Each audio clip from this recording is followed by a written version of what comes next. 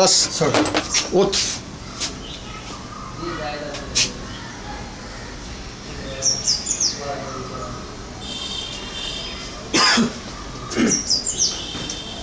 पाणी अजून मला वाटतं लागेल. नाही झालं ते झालं त्याचं.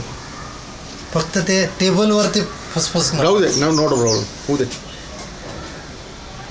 गणेश कसं काय हा. करेक्ट आहे. मी जे म्हणत होते झालं करेक्ट. फक्त ते राहू दे, काय फरक नाही पडत. थांबा मी करतो ना त्याला. ते पण वर आलं ते निघून. ते टेबलला काय चिटका नाही. डोंट वरी.